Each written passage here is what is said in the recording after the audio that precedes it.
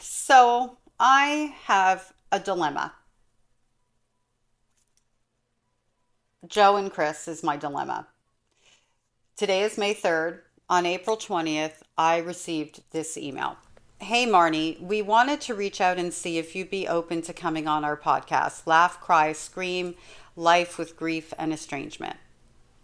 Since you've done content on us in the past, I've done content on Chris, I've done content on Estranged and Deranged, these two, Chris and Candy. So not Joe, because I wasn't familiar with Joe. And, you know, because I wasn't familiar with Joe. I know I'm repeating myself. Anyway, since you've done content on us in the past, you were someone we immediately thought of. We'd really love to hear your story and have a genuine dialogue with you around grief, estrangement, healing, and the complicated parts of life that people do not always talk about out loud. We feel like your perspective could bring something really meaningful to the conversation, and we'd be honored to have you on as a guest. If you'd be open to it, we'd love to coordinate a time that works for you. Hope to hear from you soon. So, again, it's May 3rd. This came through April 20th. I've been traveling. Even if I hadn't, um, I've needed time to really think about it. And I don't think when this was written, there was too much content on them. And I just also didn't have the time to watch it. Since then, I've received several emails from you in the community with links, with commentary, with opinions around what they've been doing, what they've been producing, and all that sort of thing. And I'm on the fence. I was more on the fence before I saw their content. Um, in terms of I could have gone either way in this decision, and I'd actually like to have a conversation about it. Because if it's going to be of benefit, I will do it. I'm just not sure how it would be of benefit. So I talk a lot about how in the estrangement community, it's important for us to work hard not to have echo chambers. And in our community here, we have a growing number of estranged parents and low contact parents who are joining in the conversation in our comment section. And I love that for us because there are a lot of estranged parents out there, or even low contact parents out there, who do have the ability to self reflect, who do want to take accountability in a meaningful way, who don't understand the things that they're doing that are standing in their own way, and who, you know, are in this pain of loss, trying to hold on to a relationship without knowing how to mend that relationship.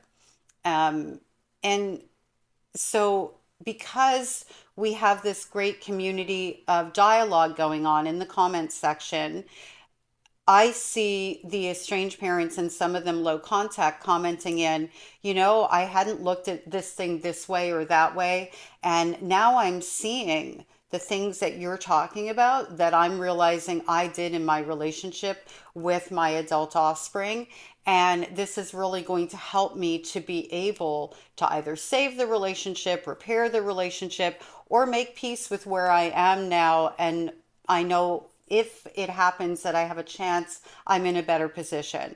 And that's what I think we need to be doing.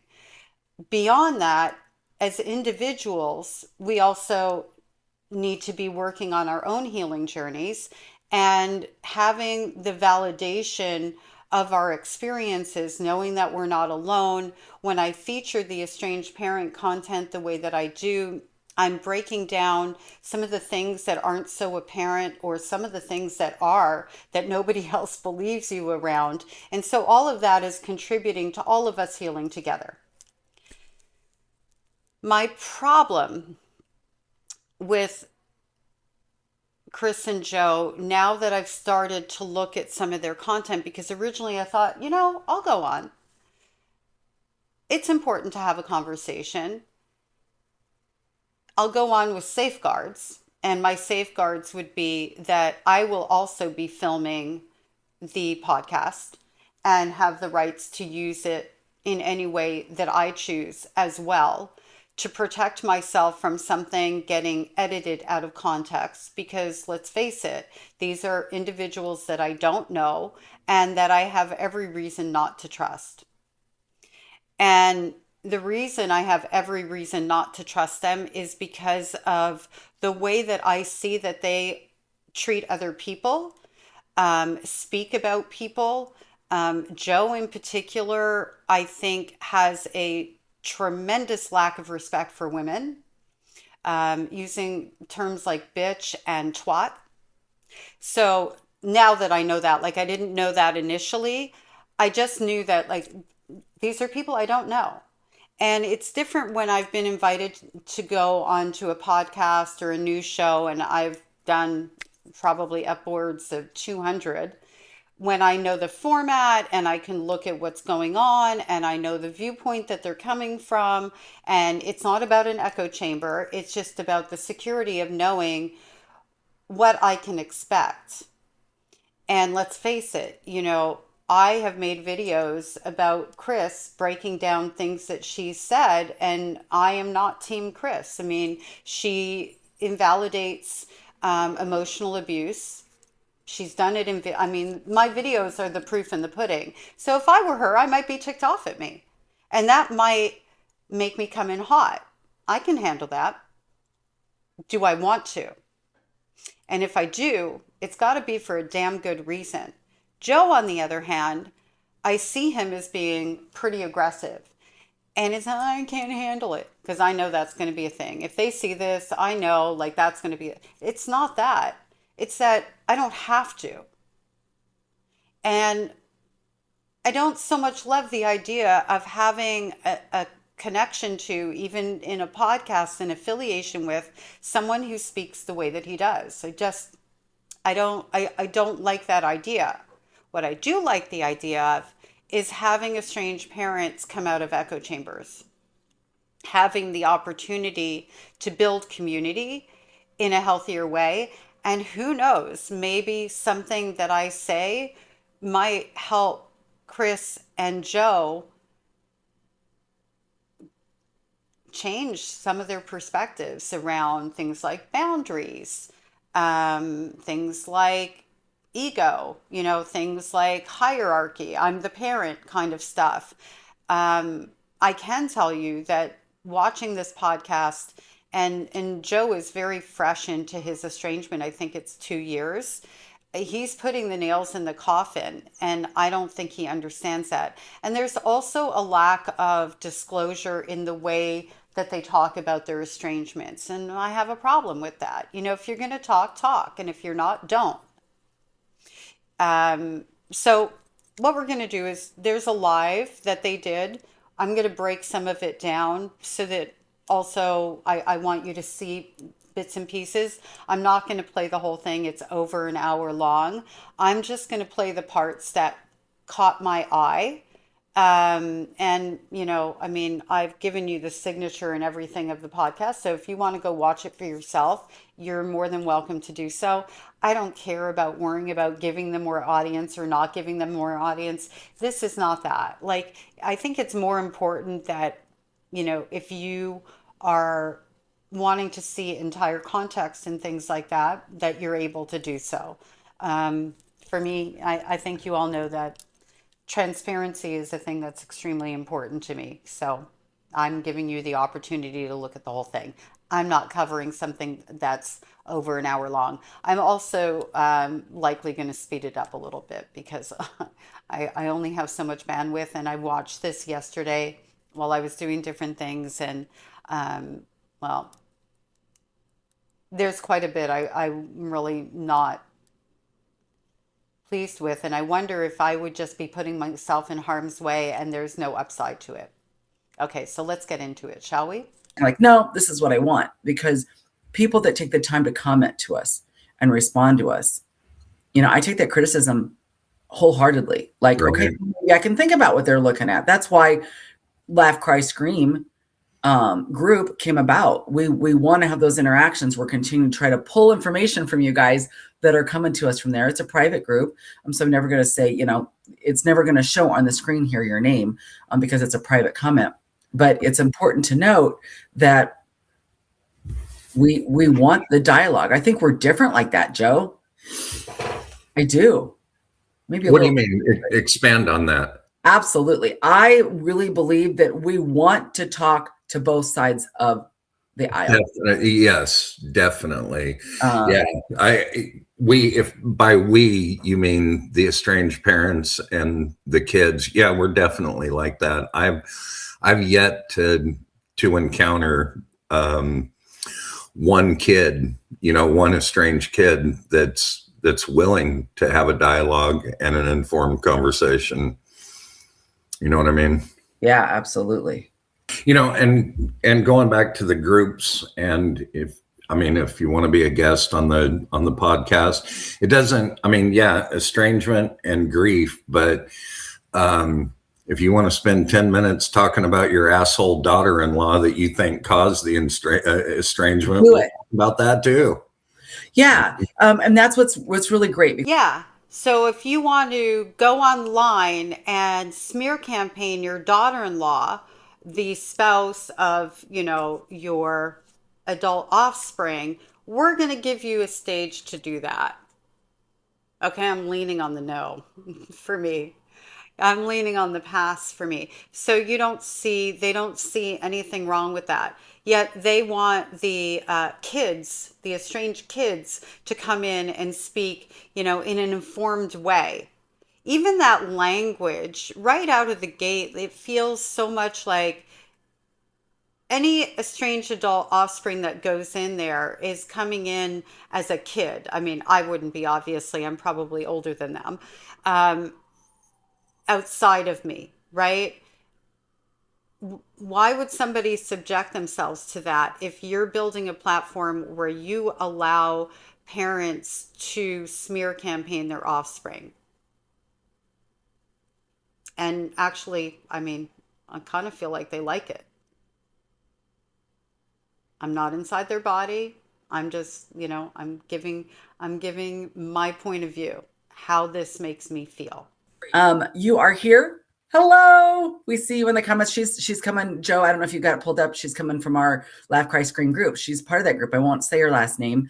But it's amazing because that in that group, if you join that group, there's like 4 questions. It's not like we're going to interrogate your life. We want to make sure that you're in the right group. Right. If you're alienated, yes, you can be in the group, because a lot of times, as we found out from a guest we interviewed earlier this week, parental alienation can absolutely transition to estrangement. It's a crazy thing. They're distant cousins, but they can flow into each other. So, but if you're part of that group, you're going to get that link. It's the same link every week, but it's great because it's live conversations, and every week we have a topic. Next week, for instance, we're going to be talking about Mother's Day. Mother's Day is next weekend, and I am already in the prep stages of what I'm going to do to make that day successful for myself. When Mother's Day comes up, I know that, you've said, I've heard you say multiple times that, you recognize that day as a day to celebrate you and your, becoming a mother and being a mother. Does it still bother you though? Do you get anxiety or anything like that when you know that he's not going to reach out? Well, I would say that this year it's a little bit different because we went through 3 different estrangement periods. And last year, at this time, we were officially estranged. Like, I really thought I was blocked. I knew that things were going on in February. Right. So we went through 3 different estrangement periods. What that says to me is 3 different times my son tried to work out a relationship with me. I tried to work out a relationship with her. I'm with him. Like I'm going to say that trying to work out was, mutual. However, what was it in what Chris was doing that prevented that from happening? And for those of you who haven't seen the video that I covered on Estranged and Deranged, Chris is a person who thought nothing of leveraging her own grandchildren as a way to communicate and manipulate her son into talking to her. And so I think that tells a story. And here I am. Do I go on a podcast with someone who looks at the world that way? And maybe she feels bad about it. Maybe she sees that it's wrong. I don't know. Because in that podcast, she doesn't say, yeah, I did this thing and I recognize how wrong that was because, X, Y, and Z and blah, blah, blah. No, it was more like, yeah, I did this. And so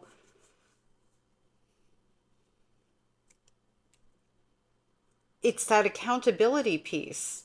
And to put myself in the middle of two people who seem to struggle with accountability or with the recognition of the impact of their own behaviors. Help me, please. But he can go all different ways. So I wasn't quite sure, but I received nothing last Mother's Day, and I was absolutely devastated. I was devastated. I was pissed. I was appalled. I was hurt because it takes 5 fucking seconds to send a Happy Mother's Day text. Right. I don't need a book. Thinking of you. Thanks for giving me life. I'm not saying that this is a you owe me, but recognize. Thanks for giving me life. I'm not saying it's a you owe me.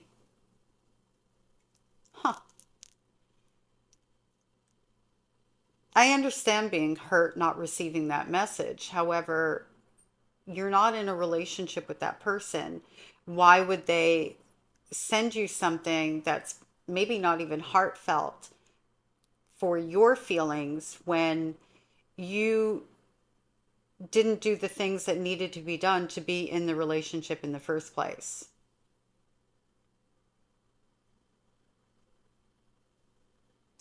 And as somebody who was in an estrangement with my own daughter, yeah, it sucked. I also didn't expect a message. And if I had gotten one, I would have like celebrated, right? We weren't in a relationship.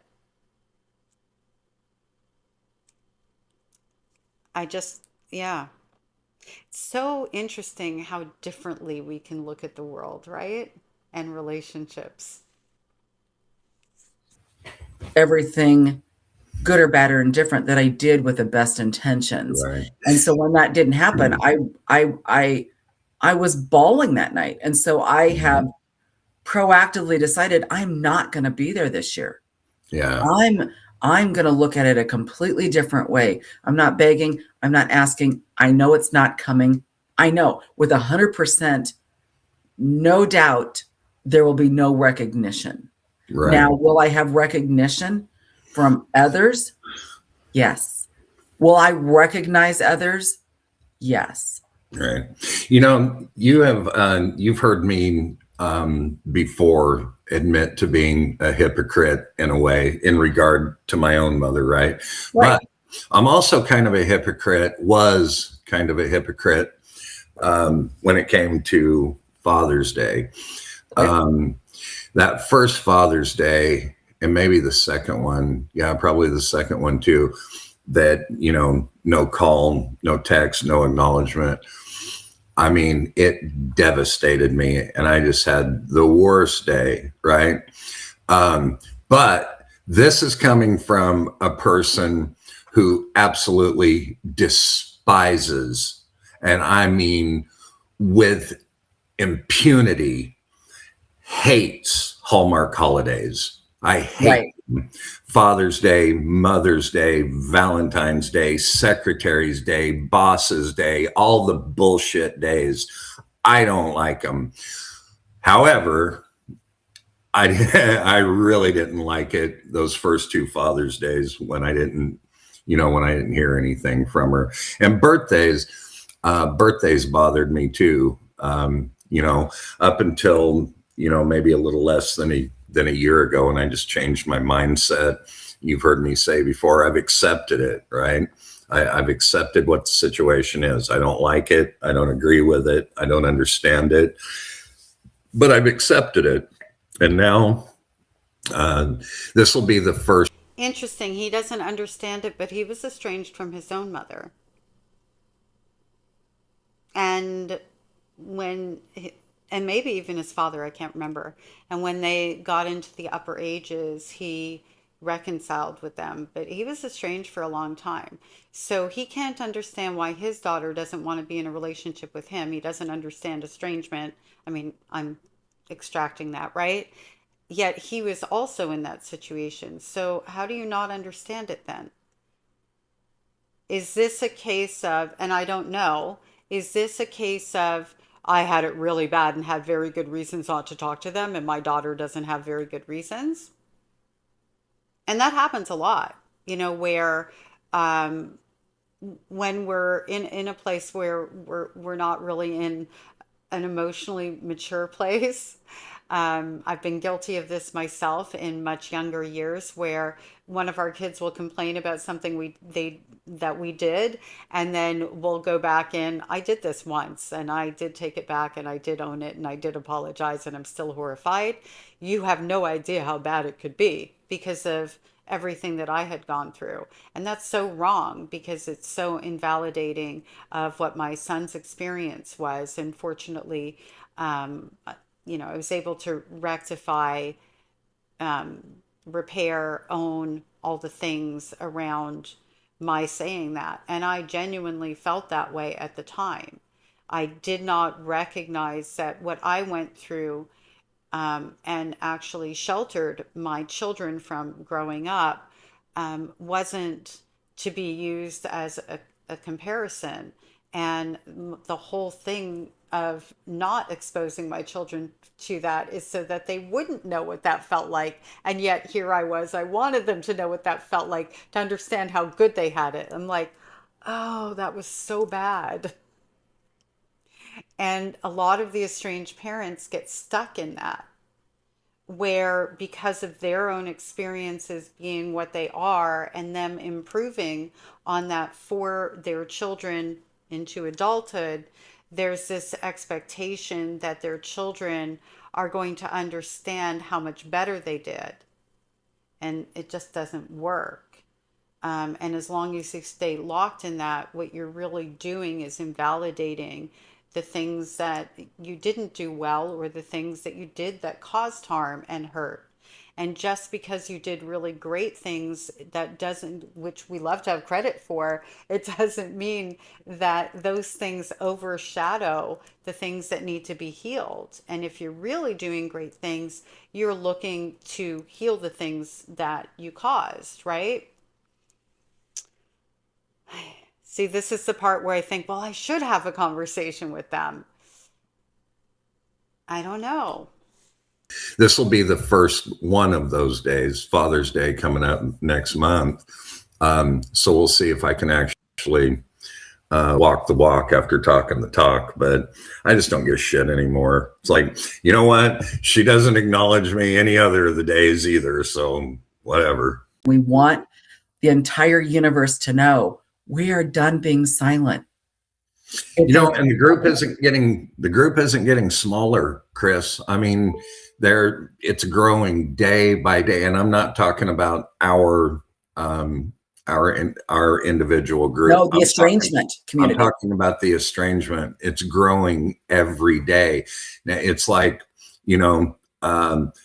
Chubby Checker's The Twist in the 50s. It's catching on, and more kids are jumping on board. Yeah. It's like that stupid ice bucket challenge. Right. Well, you did it. Okay. Well, then I'm going to do it too, because that sounds good. Yeah. Yeah. We've got Pat, and we know Pat. Pat, hello. I'm so happy to have you here. She comes to our Wednesday night group as well, and Estrangement is a trend like the stupid ice bucket challenge. Really? Really? Really? So you want estranged adult kids, right? You want estranged kids to come on your podcast and talk to you. And, you want to thicken it out with different perspectives in the face of a statement like that. See, this is that thing, that disconnect of you really don't understand and you really don't want to understand. If you can diminish the experience of an adult walking away from their parent to a trend, an ice bucket challenge, you're estranged because you don't want to get it. And he doesn't want to get it because he was an estranged adult son. So if anyone should get it, shouldn't it be him? Going back the thing though, he had it really bad. And I'm not saying he said that. He might have. I mean, I can't remember everything they said in this podcast, and I am chopping bits out. So just so you know, a lot of what I'm chopping out is them promoting their group and, trying to get people to join and all the things. So that's what I'm cutting out. I'm just cutting out the fluffy stuff that isn't pertinent to my decision here today that you're hopefully going to help me with. Ay, ay, ay. Ice bucket. Oh my goodness. Has an amazing story, but she says, I pull this over so I'm not continuing off the screen. Mother's Day is always tough for me. Estranged from both daughters for over 16 years. Blessed that my mom is still alive so I can spend Mother's Day with her. Oh, that just touched my heart because you're right. I mean, it goes both ways. I remember after I became a mom, it was like we went to Mother's Day with my family, because we celebrated my mom and my mom celebrated me. I mean, it was a reciprocal kind of thing. And it's being separated from your daughters. You don't get to be with your grandchildren. You don't get to celebrate your daughter for having kids, and just overall that whelming. And she is 16 years out, you guys. Some of those feelings, they don't go away, but we learn how to handle them. She does amazingly well. She's so really has worked hard, I think, to be where she's at. And recognizes that it's always going to be there. And that's so. I'm not going to give away too much, but that's so reminiscent of the interview that we did yesterday. The woman that we interviewed yesterday. Yes. And I can't remember. It's been 13, 15 years or something for her. So that story is very reminiscent of that. It was hard for me to keep my mouth shut a lot during that interview, because there's some history there, some familiarity, and man, there was a whole bunch I wanted to say, but you did really well. You kept it was her in it. Thank you. It was her interview, not ours. Yeah, but that's what's so crazy about this is it shows. I think the current numbers are 39% of all kids are estranged with at least one parent. Let's not quote where I pulled that number from. I would love to know, like, where are you getting that number from? You're out here talking to people, supposedly looking to educate, form community, all the things, and you're going to quote a number like that? That's pretty damn high. I mean, no, see, this is, and continually calling them kids. These are not children. These are adult people, adults. You want them to come on your podcast, yet you treat them with such, like, you diminish them when you call them kids. So are you wanting them to come on to learn something, or are you wanting them to come on to capitalize off of having them come on to grow what you're doing? Because if it's coming from a genuine place, then it seems to me that you would be creating a space of safety in order to accomplish that. No? Yes? Maybe? Thoughts? So that only makes sense. It's like, it's less than 1 in 3 people, right? So if you look around your sphere, even if they're not talking about it, statistically, you have friends that are going through the same exact thing. Yeah. What a way to be a support system. Yeah, without question. Somebody that's going through it. And you talk about that because her story actually influenced you to start speaking out. Mm-hmm. That's exactly right. You just never know. You never know. Yep. When, her and I spoke on the phone months ago. I don't even know how long it's been. Months ago. And her and I, even though, we went through school together and everything. We didn't really know each other. It just Right. knew who each other were, right?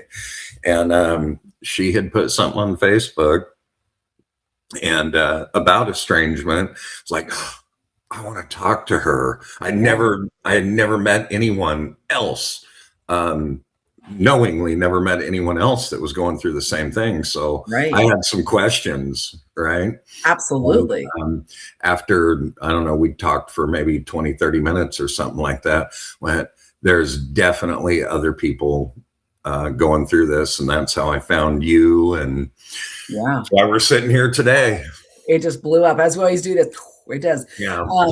But I think that is so important, because many of us, and I think, I don't know, maybe estranged kids feel the same way. I'd love to hear a comment from one. They may have not been influenced. They may have been struggling, because I think that it is important to recognize. I always say, with every profession, with every facet of the world, there's not great people. There's just not. I'm a nurse, and my background is nursing. Actually, I'm not a nurse anymore, but What? um, there are bad nurses out there.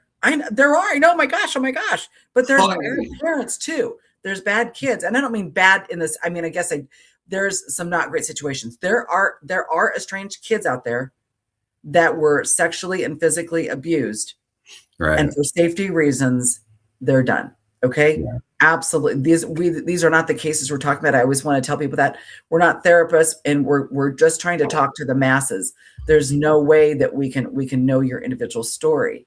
Right.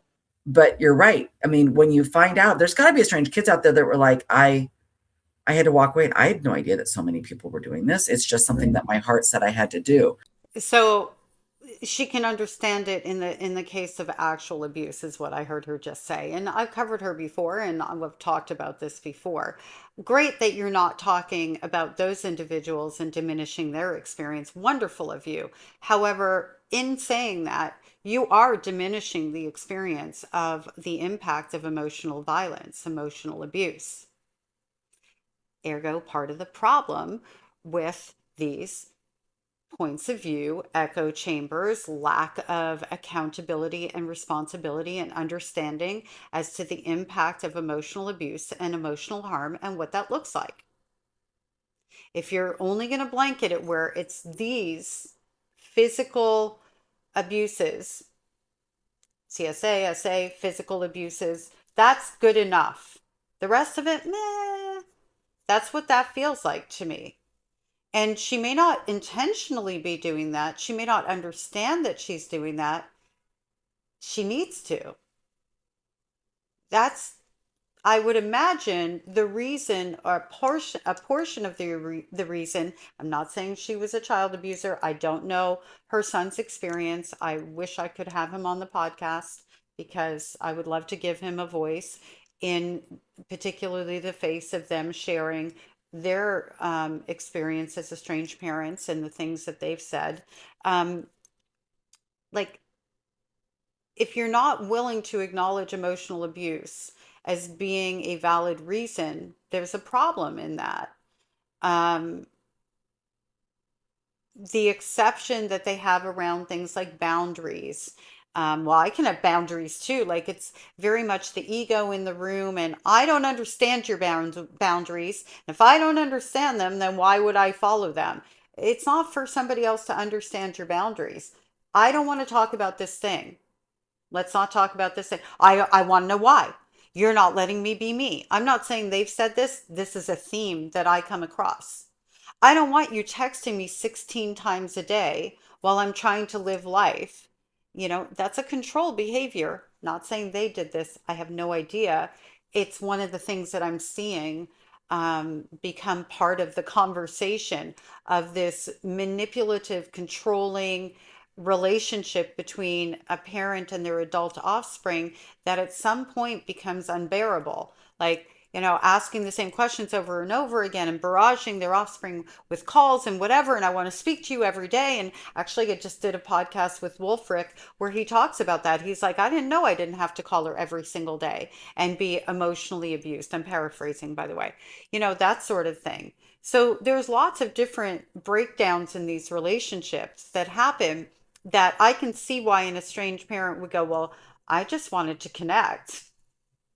And the adult offspring is saying, yeah, connect, like, but not 16 times a day. And they don't like that. They feel like they're being told what to do.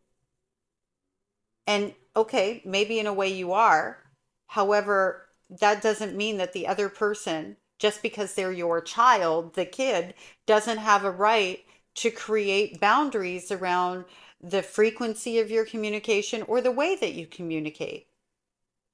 There's pressure in that, there's guilt in that, there's manipulation in that, there's control in that. And it happens more than like I'm seeing it more and more than I'd ever recognized it before. And you can't step off and go, okay, well, I would like to be able to continue to do that. However, this other person who happens to be my kid is asking me not to do that. If a friend of yours asked you, you'd probably say no problem. But when it's your property, it's a problem. So let's say I bring this into the conversation. How do you think that's going to play out? Because that's what I'm looking at. I'm looking at, is this going to be a situation where we're actually having a conversation, or I'm going to be called a bitch or a twat? Because those are words that Joe likes to use in reference to women. Like, how do I know that this isn't going to be a two-on-one sort of thing that isn't going to bring about any benefit? I can handle two against one. It's what I can't handle is if it has no benefit and I've just put myself like in front of you know, a firing squad for no upside. Well, that's just a colossal waste of my very valuable and precious time. I could be making videos for you, right? Oh, see, this is why I'm on the fence. I keep going back and forth. I'm more back than forth at this point. If they don't want to honor you, that's on them. You're a mom and you're honored overall. That's people supporting people. That's what we're talking about. One of the things I like about our group is you and I, we can have differing opinions and still respect one another. I don't, to me, that sounds very Oprah-ish. I mean, you know what I mean? I'm not going to go any deeper on that, at least in a public forum.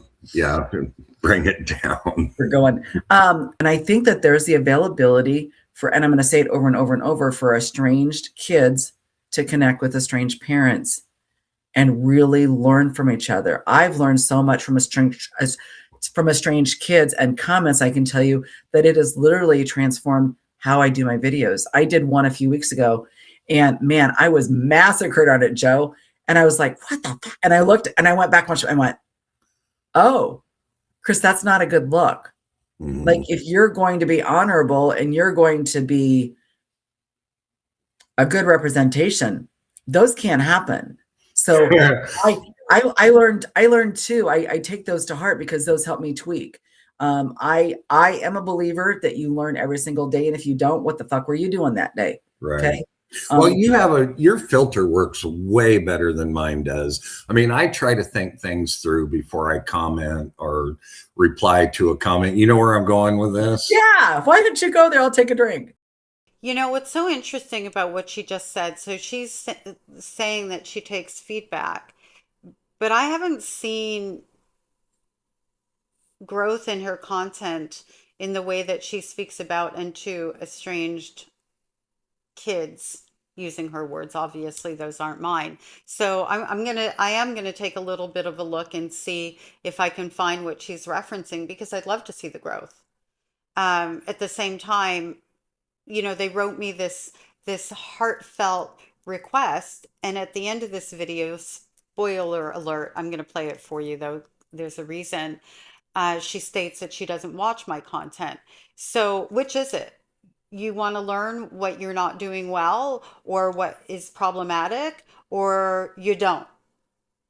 Because it seems to me if you're as open as you say you are, why, and I think she has likely watched some of my content, or maybe her producer has. Why wouldn't you look at what I'm talking about and even use it, feature it? Why not? When this whole thing happened with the bullying and the harassment of, the estranged parents who, banded together, and it's still a thing that's going on. I'm not watching any of their videos. Every now and again, somebody sends me something and I know that it's there. I note it, but I'm just not engaging with it because there's nothing in it for me that's going to be helpful. If they were engaging with my content and doing what I do with the estranged parents and, breaking it down and having commentary and not just using it as a way to insult me, call me names, make fun of my appearance and things like that, I would 100,000% have no problem engaging with it. None. And in fact, I would want to engage with it because I am open to actually growing and learning, and we are growing and learning together, some of us. People who just blanket insult, and also the fact that I made videos responding to that, going, no, no, this person lied about what I said in the video. Here's what I said, using the receipts, and still they continued on, and nobody had a constructive comment because they had no argument. That's what people do when they have no argument. It's like, if Chris is really evolving, I'm not saying she's not looking to evolve. In her mind, she might be looking to evolve, but if you are really evolving, then you ought to know that it's not appropriate to try to invite people to come on your podcast while simultaneously diminishing their intelligence and their points of view. No? Yeah? Maybe? Yes? See? There's that fence again. Do you see my dilemma here? It might get cleared up at the end of this video. So the video that you posted, the very personal video that you posted yesterday and I assume it went on all of your platforms. I'll be damned if the haters, some of the haters didn't sneak through, and some of them called you a name and I called them a worse name. I love you and support you for doing that. Here, I feel really bad for those people that choose to do that. I've got this really cool invention. Can I show you? Yeah. I can't even take credit for it. Let me get on the screen right. I keep scrolling. I can't let that get in my head. And I am not going to speak about the video. I said I would make a comment once, and that's all I will say about said video. Yeah, but I can talk about it. You can, absolutely. It took me a long time to get to that point. I got pushed against the wall to the point yesterday I was like, enough's enough. I'm done. I will make, and I've been asked for probably over a month to make a comment, and I was like, no, like, I don't need to justify myself. Unfortunately, in social media, sometimes you do. Are there people that don't like me? Yeah, there's billions of people out there. Go find somebody else that can impact and support your life. Yeah. Come ask me if I'll comment. You'll get a comment from me. I can assure you. Yeah, right. People that are asking you, come ask me. Yeah. So just so you guys know, if you wanna off the cuff, ready to go, comment. Yeah. And that's what I love about our relationship. It is a relationship. It's a partnership that we really, we message. We're talking about different things. We're talking about life, getting to know Melissa a little bit. She's phenomenal. Lives intersect, and lives should intersect. Right. Because different life experiences made you who you are. And when you talk, I go, gosh, I didn't even think about it like that. And I don't care how many people screenshot about how you came about to be in this. I'm not, people think I'm a moron, but I'm not. I know, I saw the screenshots. I know you spoke to me and another person. I probably approached it very different than that other person, but I don't know because I wasn't part of those conversations. And quite honestly, I don't care. We lined up for whatever reason. Because we're awesome. We are, but I really didn't know what I wanted. I had multiple people asking me to be part of the podcast. What really excited me about you being on it, not only the fact that you were just like, I'm just going to say it, was the fact that you have a male perspective. Right. And I think that there are a lot of men that are thinking what you're saying. And sometimes we live in society where, well, if you're a man, you don't cry. Bullshit. Bullshit. You know what I mean? You can be a man's man and be tough as nails and have all these different thoughts about life and still sit on the back porch and be devastated. And I think that is amazing that you're vulnerable enough to be there. And people are like, how much do you really know about this Joe guy? I'm like, thank you for your thoughts. I appreciate it. I gather all that information, but I'm like, but I know you. Like you're, well, if I ask you a question, you're going to give me an answer. I might not like it, but you're going to give it to me. Yeah. And I'm not going to pretend that I don't have a checkered past. No. You lived experience? A lot. Rich says, I just transferred my estranged daughter's phone number to my ex-husband. And this involved being on the telephone with him. And he hasn't been in touch with me the whole time since she's gone. I can barely feel my legs right now. I'm so flipping proud of you, Rachel, because it's hard to dip your toe back into a bad situation. But you do. I understand exactly. You have to. It's scary to do some of those things that you just don't want to do. You know, that is. Here's a strange perspective. That is one thing that I do respect about my daughter. Right? She's on our company plan. She was on our company plan through Verizon, and I told her. I said. Many times over the years, I told her, so baby, I don't give a shit if you're 15 or 50. You're never going to have to pay a cell phone bill. It can stay on our contract. You've got that number for life. It's yours. I'll cover it. And when the estrangement happened, when she made that decision, she's like, fuck you and your phone. And when got her own phone, I was like, well, I can respect that. Exactly. And that's true accountability. I'm absolutely going to applaud her because there are many people that don't do that. Yeah. Let me see what and Pat says, yeah, wow, Rachel, shows how strong you are. And we are like, we don't have much of a choice. People are like, you're so strong. Was there another option? I think many of us choose the option in the beginning. We feel very victimized. And it's up to us to get out of that. It's not a good look. It's not a good look. My dad, who, as you know, we're talking about technically my stepdad, but man, definitely. I mean, him and I definitely did not have the same personality. Right. At all. He was very fly on the wall, very blend into the crowd, go with the flow. And I'm very, follow me. I'll show you how we're going to fuck this up. You know, no.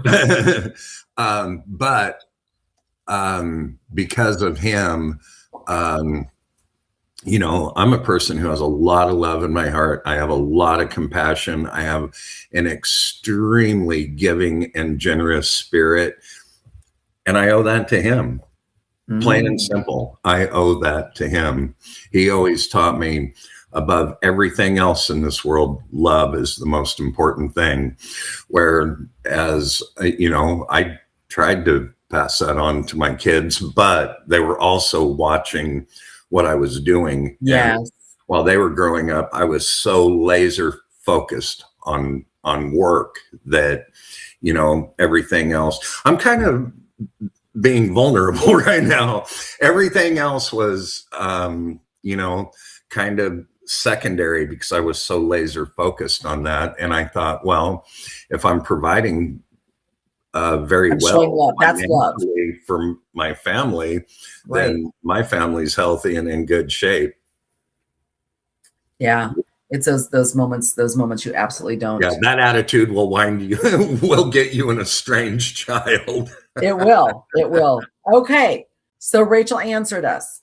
She says, I was paying for her cell phone for 6 years. She's Lori, not going to talk to me. I don't want to be reminded of her, so I transferred it. I am so flippin' proud. God, it's people. When I listen to people on lives, they have these buttons and they do like the clapping, people in the background clapping. I wish we had that, right, Mo? Because that had to be a flipping hard place to get to. But you have to take those barriers away. I talk about it occasionally. I'm in a bedroom that's now my full-time office, and I have slowly made it my office. For many, many months, if I looked directly in front of me, it was my grandkids' bunk bed. And it made me sad every single day, because you have to get to that level of acceptance. Doesn't mean you're not going to go backwards some days and have different feelings, but pretty much you're like, I'm not going to be able to change this. This is what it is. I need to be able to move forward.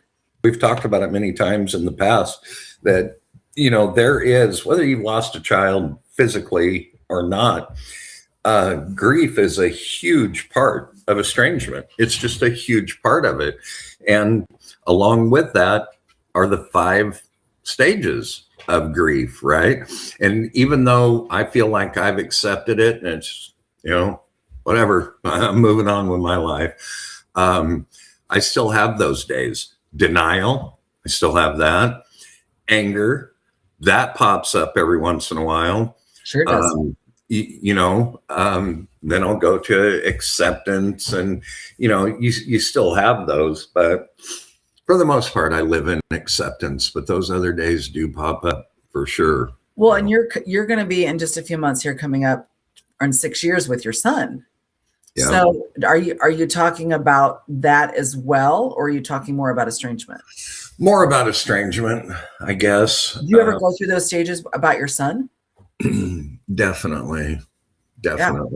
And it doesn't mean that you're sitting in the level of grief. People need to understand I specifically made my business Grief and Healing, because I think if you're being honest, those people never completely go away in our heart or our brain. If she ever reaches out, I'll figure out how to deal with it then.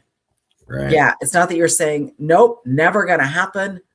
And I think of that occasionally. I think if I'm being honest, and people are like, I'm never going to. And I'm like, do I think it's going to happen? 100% no. Well, I would say 0.1. And I don't remember the movie, but my husband always says it. So you're saying there's a chance. And Dumb and Dumber. Absolutely, yeah. So you're saying there's a chance. But it's true. I mean, it's possible, but I can't live my life of what that conversation would be or how I'd handle it. It gives me anxiety, Chris, to be honest with you. Yeah. It absolutely gives me anxiety. Do I want that? Yeah, on one level, I want that more than anything in the world. Yeah. She's part of your heart. Right. A huge part of it. But on the other hand, I get so much anxiety thinking about it, because I don't see a path forward. I don't. I mean, I think her and I. Me too. Yeah. I think her and I can be amicable toward one another. I think there's potential there for that. I don't know if I'll ever be able to let go of the resentment toward her for what she's done to our relationship. Anybody that knows me knows that. And therein lies a part of the problem, for what she's done to our relationship. So I don't know if it was in this video or another one. I've watched different bits and pieces. And when I started to make this video today, I wasn't actually thinking I was going to feature them. And then as I thought about it, I'm like, okay, I want you all to see what I'm seeing. And here's the thing. You have any right to your feelings. Like, I'm not here to say you don't have a right to feel that way or anything like that. I do want to point out, though, that the anger and resentment you have for, in this case, his daughter walking away, it's like maybe you're looking at it like she destroyed the relationship or she did that to you. And that's a really common way of thinking and feeling for estranged parents. However, when her brother, his son, passed away, and he has said this, and I am not judging him for this, let me be very clear. Like, I can't imagine, and I'm grateful I can't imagine being in that position. I can imagine wanting to self medicate or find any way out of that grief, right? And he started drinking heavily. And this is what he said. So I'm not pulling this, from the sky or anything like that. He does acknowledge that he wasn't there to help his daughter through that time. And that's got to live somewhere for her that's pretty devastating. There's a part in the video where he talks about, he was providing for his family and working and not really engaged. So, you have a relationship that's one of, yeah, dad took care of stuff, but he wasn't really around, not really connected by his own expression. And then at a time that this daughter needed him emotionally, great, you pay my phone bill, dad. Here I am. He's drinking. And I'm guessing, I'm extracting that he got sober. Did he get sober or did he, uh, lessen his drinking? I don't know. I don't know what that looked like. And I'm not going to, try to extract something from facts that I haven't seen for myself. I will say though, if he didn't get sober, where he completely stopped drinking and he went through an experience, his daughter went through an experience where he was drinking heavily, it's going to be very triggering and scary for her to be in a relationship with a dad who didn't stop altogether. I don't know if that's the case. I do know that he has a great problem, as it is in one of their other videos, with respecting her boundaries. Because it seems to me that if he doesn't agree with them, they are invalid.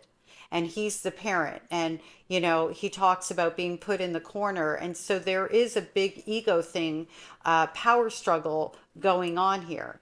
And so he feels like what I'm extracting from this, his daughter's done something to him that he's owed an apology for, when that's going to be a big part of what stands in the way of healing what created a situation where your own daughter felt the need to walk away from you. So you're getting it backwards. And not to worry about having that anxiety, because at the end of the day, if your daughter watches any number of your videos, as I've watched your videos, she's not coming back because you're showing her what she would be coming back to. And it's not an emotionally safe, evolved parent that she probably needs, that we would all need. It's not someone who understands that there is also an order to things. If somebody has to walk away from you because you don't respect their boundaries and because you're not being a safe person for them, how is it that you can possibly think they would owe you an apology because you're angry that they walked away? Like, that math doesn't math for me. And those are the things that I would like to be, see, there's the fence again. I would like to be able to talk about and point out, because they also have an audience of people who are vulnerable, who need to hear that message. See my conundrum? Do you see it? Because I'm feeling it. Her and I were pretty close. We did a lot of shit together. I was kind of her go-to, and that's gone, and it's never coming back. The relationship that we had, I have accepted that it's gone, and it's never coming back. And I'm resentful toward about that. I just am. So I don't know that I'm going to be the guy that is going to welcome her with open arms. And okay, that's behind us. Let's go back to how we were. Well, how we were. Something was broken. But I bet you would be the guy that if she doesn't hold you accountable for the things that happened, you'd be happy to be able to move forward in a relationship. There's a double standard in there, and I didn't clock that the first time I heard it. You know, we can't wipe out what you did to me by walking away. We can wipe out what I did to you that caused you to walk away. And I'm reading between the lines. He may not feel that way.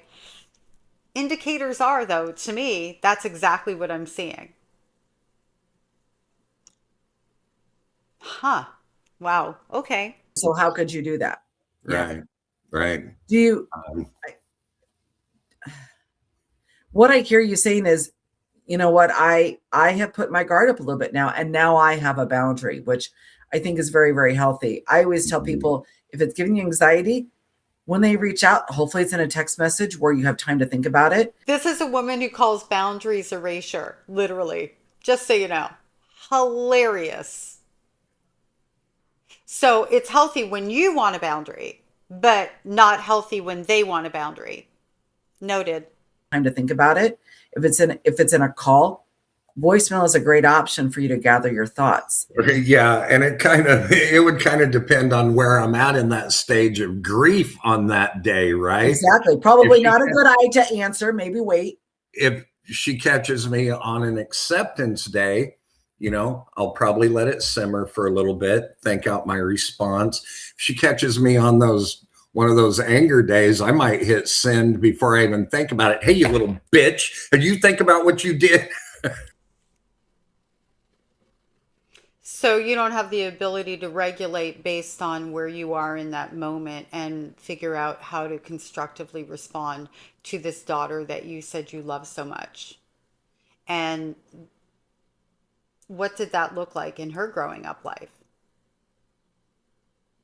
What did that look like when you were in your grief and she was in her grief over the loss of your son? And that would actually be understandable. Again, I don't know, like,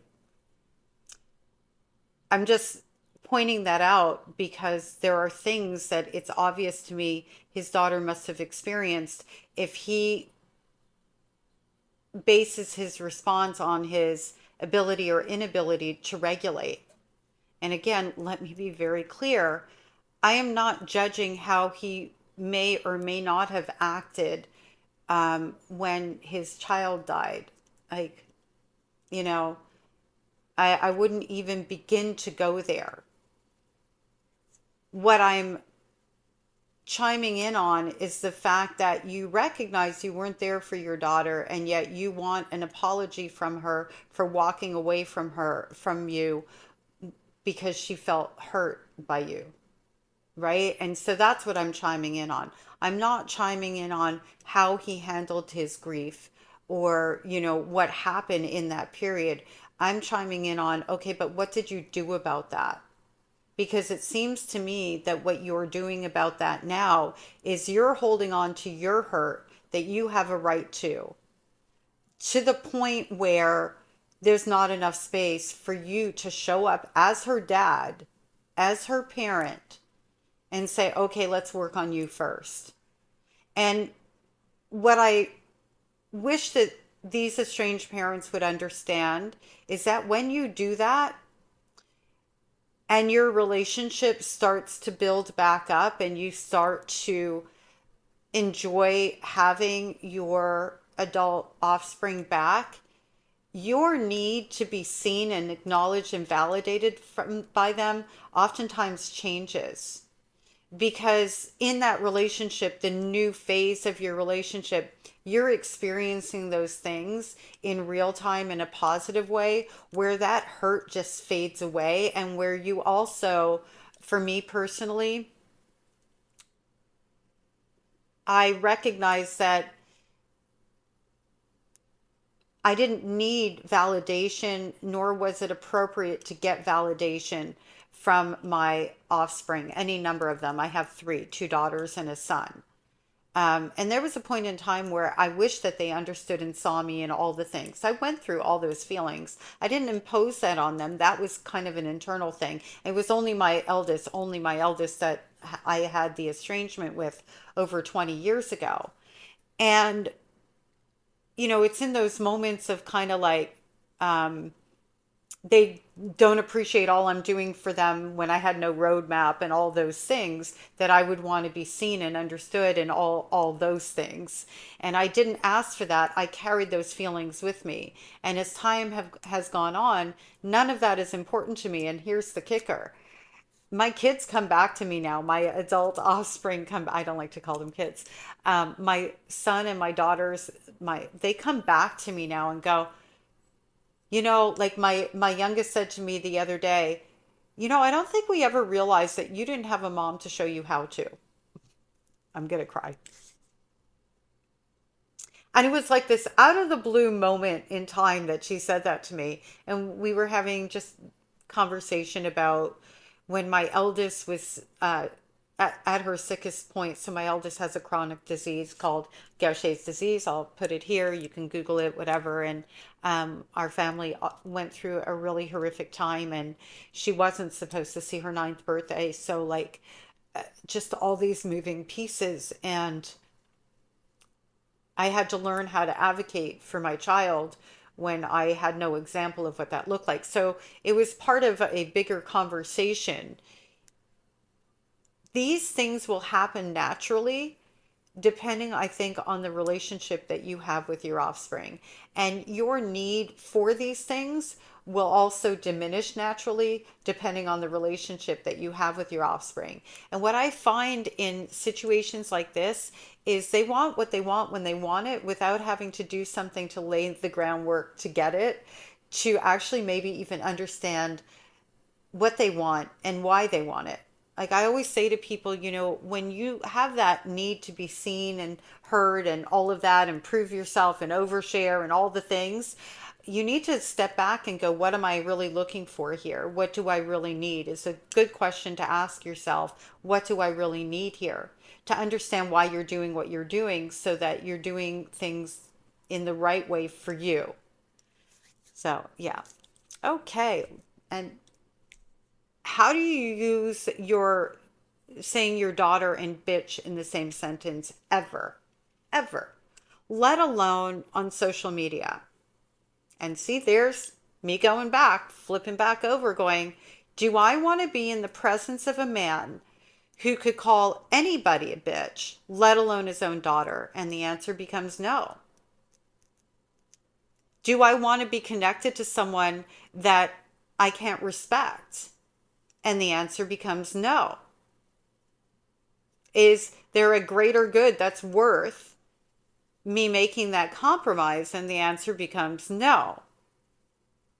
So here I am, going in the no. Let's see if that changes. Someone said, all I hope for is to see the grandkids again. And that's a separate thought, right? That's It's a whole attached to your different child. thing. Yeah, It's that definitely. layer. God, and that for me is the hardest layer, because a majority of the time we have people that say, yeah, the grandkids want nothing to do. Is it because of third party influence? I don't know. But I think many Mhm. grandkids either never got to know their grandparent, and they really do want to know them. They want to be able to make decisions for themselves. They might not even be old enough to make that decision, or Right, they were in their life, which you and I are on opposite ends. You have a grandchild you've never met. And right. man, how would you love to influence and help mold that mind? I did, and it aches me to not be part of that. So that's a completely different level. I completely agree with that, viewer. Well, Absolutely. you know, So you completely agree with the fact that a parent can go, well, I just want the grandkids. I'm over my kid. Is that what she's saying? Also, notable that Chris used her grandchildren as pawns in the estrangement to manipulate their father into speaking to her. So, let's remember that this did not happen in a vacuum, that you lost access to your grandchildren. Because it seems to me from what she shared in another video where they were talking about begging, which was really cyber stalking, sending, copious amounts of daily emails and all of that. That wasn't something that Chris did. Candy went in the direction of volume email, text every day for a solid year, really like not having any recognition of how that must have landed and impacted her son. She just went into this is what I did. And I get that they're trying to relate and they are relating to people who are behaving in the same way. Where they're falling so short on doing any good with that relating is not pointing out, I regret doing that because I'm embarrassed by that and all the things. And I'm pretty sure Candy did say that. How about the part, though, of I failed to recognize the impact on my, in that case, son? And the same goes for Chris. And this is that thing that I see in these estrangement communities where they'll talk about what they did because they're all commiserating together and they're not talking about the impact of what they did so that they can do better. That's a problem. And when Chris was estranged 1, 2, 3 times from her son, at some point in there, it sounds very much like, because of what she shared, she did have interaction with her daughter-in-law and her grandchildren. And what did she do with that interaction? She attempted to use them as tools to gain access to her son. I wonder if she sees any problem with that, if she has feelings around that. And so, what would lead me into going on the podcast is to see that being acknowledged so that I know this isn't just, one of those situations of, and nothing good comes out of it. Whether we want to admit it or talk about it or what, there's a very real possibility that the parents have put it into the kid, that your grandbaby, that, hey, this is why we don't go around grandma or grandpa, because they're awful human beings and this and that, and run down the list. Like, I did it to my daughter. I sat her down when she was very young. And I think it's still instilled into her to this day. I sat her down when she was very young and I said, look, here's why we don't like the Cincinnati Bengals. Boom, boom, boom, boom. And I went down the list. We are Steelers. And she realizes it's a lie. Maybe. No. Yeah. No. Oh, yeah. So if I did that, certainly, so much fun. Certainly they're capable of doing the same. This is why we don't like grandma or grandpa or grandma and grandpa. Are you fucking with me right? What? Huh? You're equating brainwashing a kid to like your sports team. Let's call it what it is. Go Habs go. So my kids, yeah. That's a thing. To a parent exposing their own child to information that isn't necessary for them to understand that sometimes we just can't have relationships with people, even if they're our relatives. You're equating those two things. Look, I'm sure there's cases, because there's all sorts of people in the world, right? Parents who maybe in a misguided way, or they have their own stuff where they vilify someone or go overboard on information that shouldn't be given, regarding like the grandparents. I'm equally sure, though, that the majority, and I take that even just from our comment section, in the majorities and people that I've met and myself, my lived experience and all the things, that in most of these cases, we are insulating our children from the dynamics in these relationships. I mean, that's part of the reason we're estranging. And in order to do so, by and large, not villainizing, not smear campaigning, right? Our own parents that we've estranged from, that are the grandparents of our children, rather explaining it in ways that are appropriate to their maturity, responding to their questions and hopefully clarifying what do you mean by that question before we do that, and keeping it short and simplifying it so that they aren't overly focused on coming from some lineage of somebody who is really, maybe in some cases, like my mother's heinous, right? Like my kids didn't know the majority, and I know I'm not everyone. I do know that this is a majority rules thing, though. My kids had no idea the depths of my mother's evilness. They really didn't, because it wasn't necessary and it wasn't age appropriate or maturity appropriate. It wasn't some, like, to me, doing all that kind of sharing and information is taking a piece of my child's innocence away. And why would I do that when I'm trying to preserve their innocence by, not exposing them to those dynamics? And this is yet another one of those things of this sort of assumption, particularly from people who are willing to use other people as tools and willing to smear campaign someone to get what they want.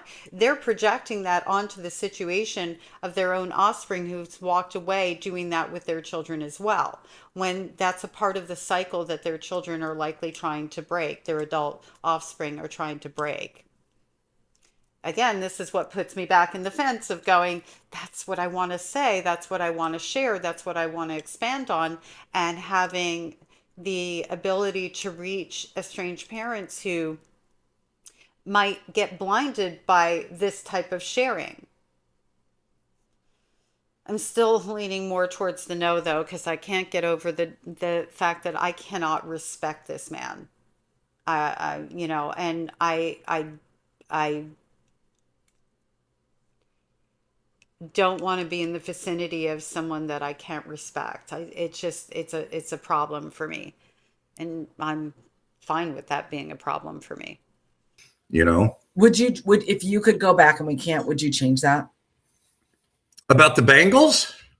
No, because that's just ridiculous about your daughter.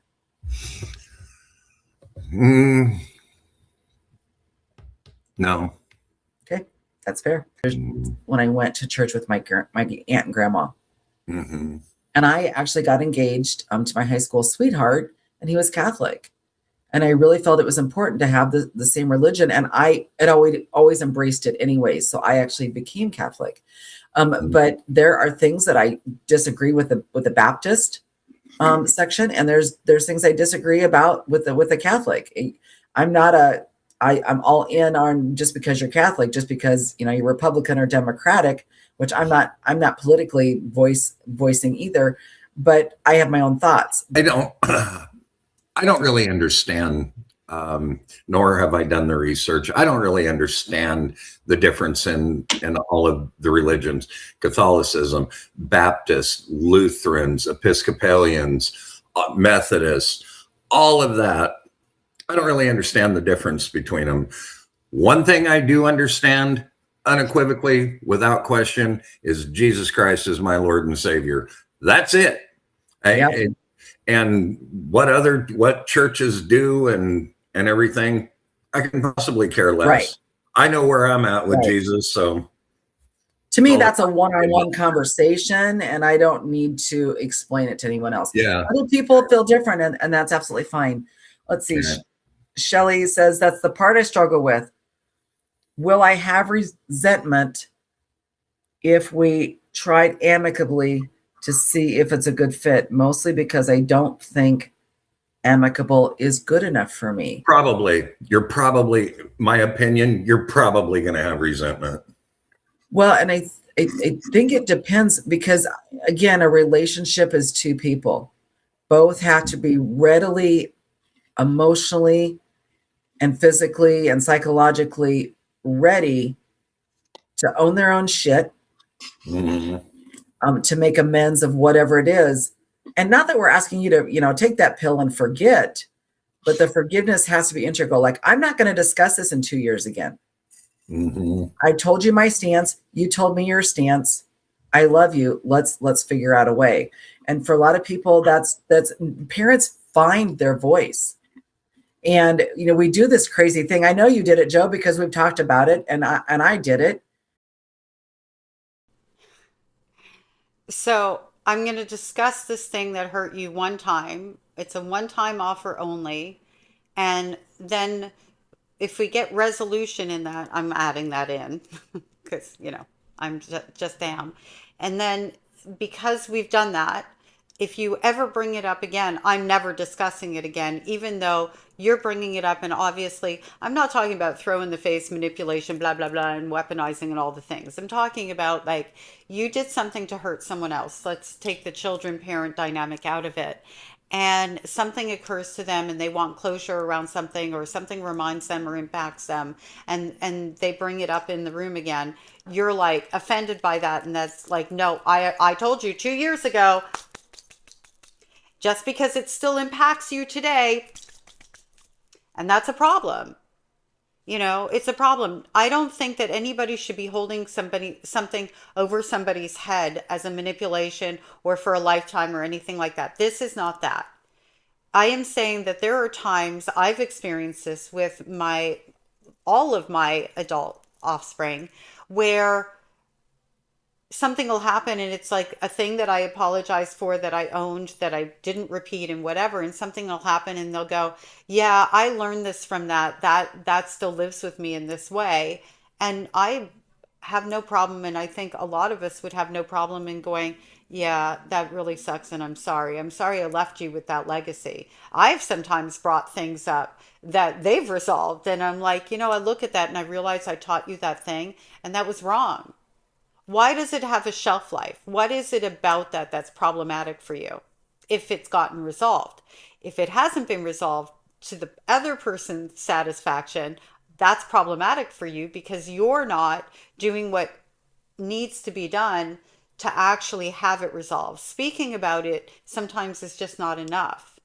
And so you want to be rigid and have this safety net without actually supplying that same safety. That's what that feels like to me.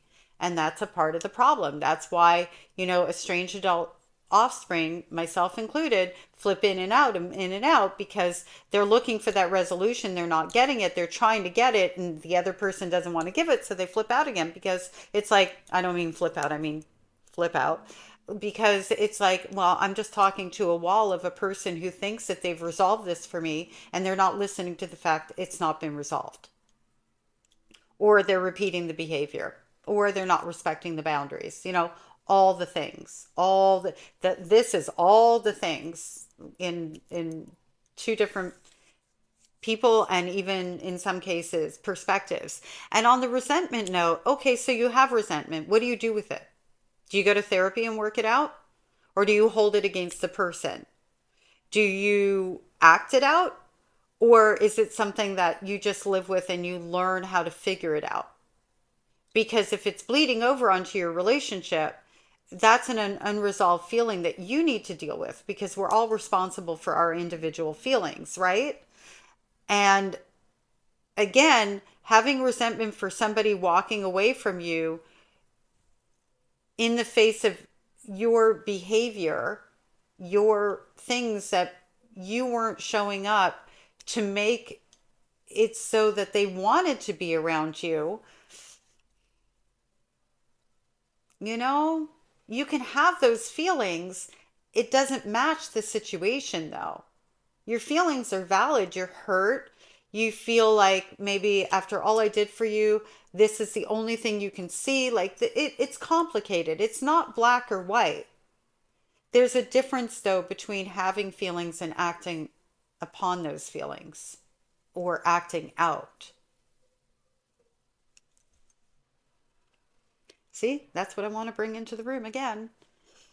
You sit and you recall all these conversations, just trying to figure out where the crack happened. And I'm very well aware of it, but I apologize for those things, and I made changes, and in the end, it just wasn't good enough. Right. And so, if that's the case, I'm never going to make it good enough. But that's not for me to own any longer. And I think that's because you have boundary issues, though. Relationships aren't as hard as a lot of people make them out to be if there's basic decency and respect for boundaries. And the fact that you could use your grandchildren as pawns in this, says that, yeah, you might have resolved those things. However, you weren't above, or above might be the wrong word. I'm just going to use it for now until I think of the right word. You weren't above using other people to get your needs met. And so it says to me that there's likely other things that you were doing because you look at the world that way, that you created new situations for yourself. And referring to boundaries as erasure, right? Things like that. The way that you view boundaries that are set for you, not the ones you set, those are healthy. Those are the problems. There are behavioral problems in existence here that, okay, great, you apologized for that thing. You took maybe accountability for that thing, because apologizing is not always about accountability. Sometimes it's about placating, right? It's about just getting what you want. So if you're operating from a point of view where you're just making sure you get what you want, that's a lack of growth and actual evolution in real time, in real life. Again, those are my thoughts. Am I right? Do I need to be right? No. It's just what I'm seeing, though. And I'm not taking this from, like, I'm taking it from what I'm hearing and from my knowledge of Chris's history in particular, because I've covered her in videos before, right? I think I finally get to a point where like, no, I'm in the conversation too. And I do have emotion. And you know what? Flip off, because it is about me sometimes. Yeah. I was so tired of being told it's not about you. Sometimes it is. This is a two-person relationship. It should be about Well, both. and not only that, I mean, and this is kind of, uh, this may not be received well with some people. It is a two-person relationship. However, you diminish kids. So let's not forget that, right? So while you're trying to be heard, are you invalidating the other person? And, you know, if your son is saying it's not all about you, is that what he's saying? Or is he saying, I'm trying to get you to see me right now. This isn't about you? Because context matters. And chances are that's what the situation was. And there's a time and place, right? When somebody's coming to you because they're hurting and they're looking for resolution around that, they're looking for healing around that, and then you're making it about you and explaining it away. Now it's about what you want. It's not about the person in front of you and what they need from you. And that's where the problems come in. It's not that we as parents don't have a right to be seen as human beings and heard and felt for and all those things. It's about the fact that there is a time and place for those things.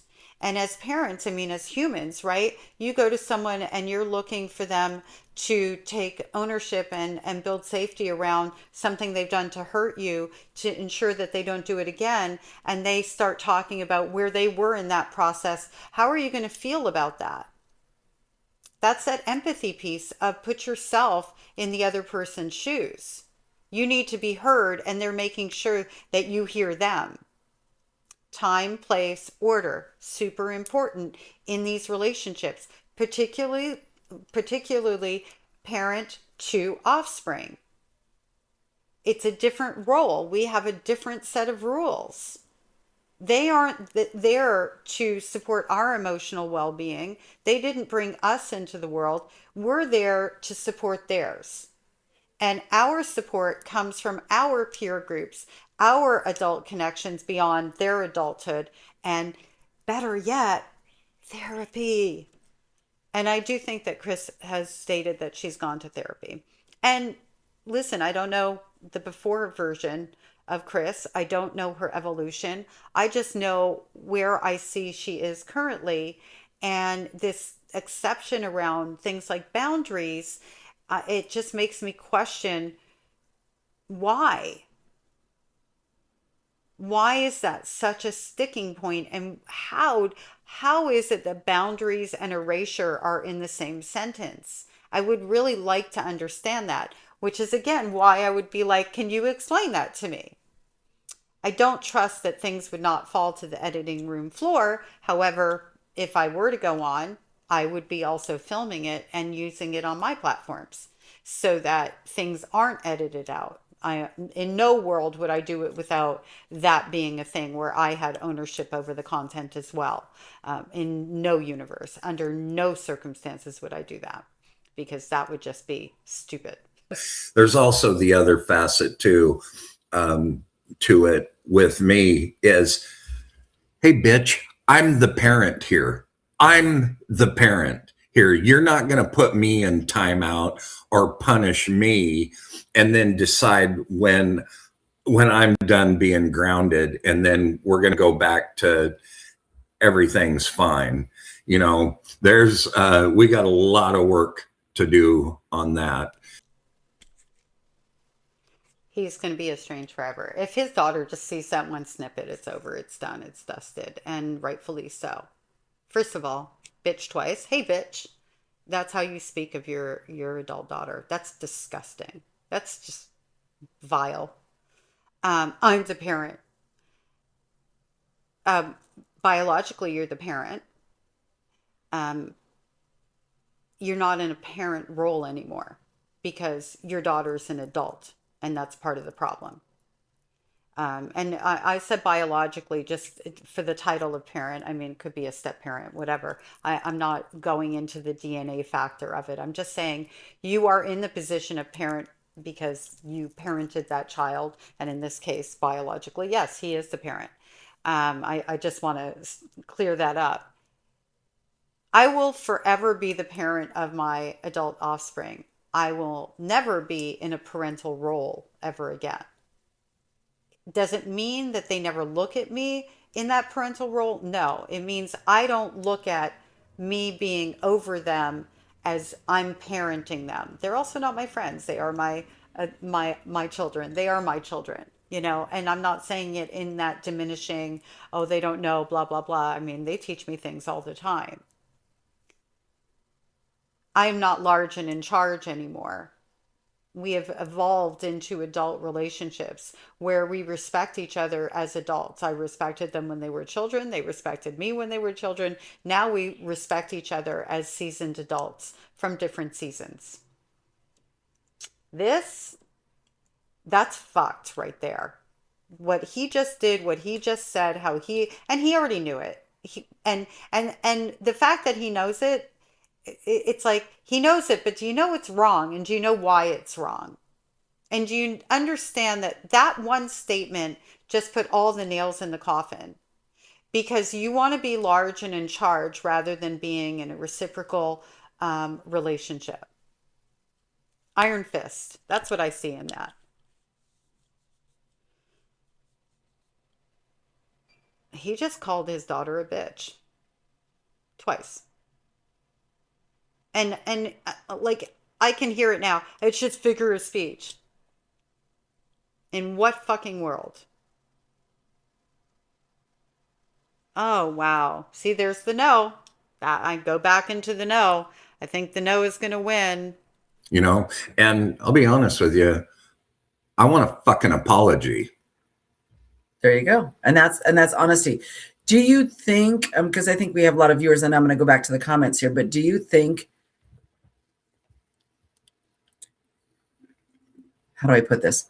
In my case, I think that my son's death probably contributed to some hard feelings, because I think that my son, it might have been perceived that he was elevated to this sainthood because he died. Mm-hmm. My son Nate was not perfect. Anybody that's on here that knows him, God, come on, you know, he wasn't. He would do these things. I'd be like, I'm right here. I just saw you do this. He's like, no, you didn't. I'm like, but I did. You know, he was a little shit sometimes. Love him dearly. I was a little shit sometimes. My other shit, you know, I got call your little kid an asshole, whatever. We're all imperfect people. But you know, I stand by your comment. The Thank you. story in context, in the story that you were I telling at was the being time, one. your son was being an asshole. And guess what? Sometimes I was a bitch. Like, okay, it's Do you, okay, so they talk about the son that passed away um, in such a way that this man feels that it's appropriate for her to say her son was being an asshole. He didn't call him an asshole. Does anybody else see a problem with that?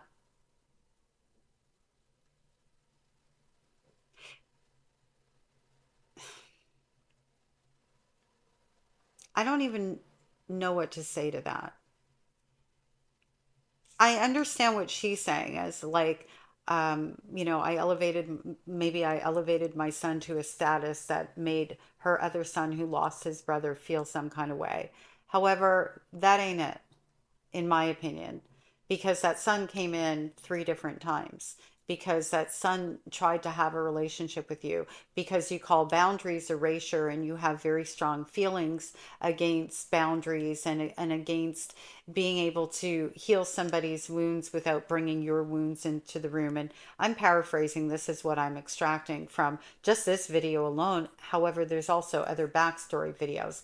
The way that she diminishes, emotional abuse and things like that. And I'm not saying she abused her son or sons or anything like that. I'm just saying her attitudes do paint a picture and tell a story. And to allow that door to be open for this man to walk through to reference her own son that way, I'm offended and she's not, which I think is just kind of wow. She opened the door though, and there's just this lack of sensitivity, appropriate behavior. I don't know where to put that. uh, I might be making a second video just about that alone because it I have a problem with it. I just do. And listen, my problem isn't his problem. His problems are not my problem. My problem right now is figuring out what I'm going to do with this, and I'm leaning so far towards a no as I'm commenting, this is how I'm processing this, right? I'm still open to all of your input. The final say obviously will have to be my final say because I'm the one who has to live with the consequences of my actions and my decisions.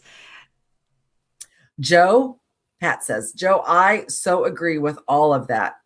I have such anxiety even thinking my girls would ever come back. I honestly hope they don't ever reach out. I now have a happy life. What do you think? I definitely understand that perspective. And I don't know, I don't know if I wish that my daughter wouldn't reach out. I don't know if I'm there. I haven't given that a lot of thought. I just know I have a lot of anxiety over it. And I know that I'm going to have my own set of stipulations or boundaries, if you will. But, I can say honestly and unequivocally, I'm okay if she doesn't. Yeah, because I'm Joe Sassman. I know who the fuck I am. I'm okay. I'm fine without her. I was fine before her. I'm fine after her. A little broken and hurt because that a lot broken. I'm going to reply to one of the questions on Sure. I'm streaming this on my personal page as well. My cousin asked me, how does your wife feel about this whole situation? Does she feel torn between the two of you? Here's a development that I have not, I don't think I've even shared it with you, Chris, and I apologize if I already have, but I am going to address this. I love it. As I spit stuff all over my computer screen. Yeah, you're spitting it yourself, so it's fine. So for 2 years, it sucked. Not only for me, it sucked equally as bad for my wife. And I've talked about that. I was the one that was cut out, not my wife. And with those two, life just went on as normal, right? And then I kind of let's see. I kind of snapped one day. I mean, not in a, violent way and, kicking the dogs and throwing stuff through the front window. Not like that. But, You hit your end point. I did. That's Holler. exactly right. Yeah. Yeah. Yeah. Yeah, I remember. And I said, I cannot go on like this anymore. I can't do it. And, in the very beginning of the estrangement, um, our daughter gave my wife the ultimatum. It's him or me. You stay with him and I'm out of your life. And my wife handled that very gracefully. She said, that is an extremely unfair expectation, request, demand, and I'm not going to do it. So, life went that way for 2 years up until a month ago. And my wife had the conversation with her. She said, I'm with your dad. That's the love of my life and always will be. And we're going to be together. And I'm not going to subject him to this anymore. And they haven't had a conversation since.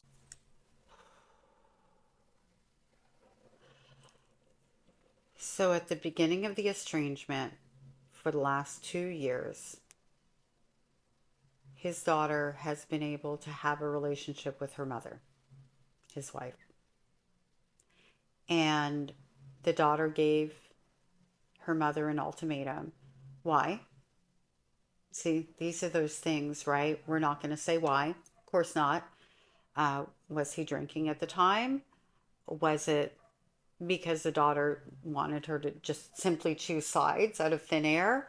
Was it something in the way that the daughter felt the mother was being treated? Like, we don't know. We don't know, right? We do know, based on what he just said, that there was an ultimatum.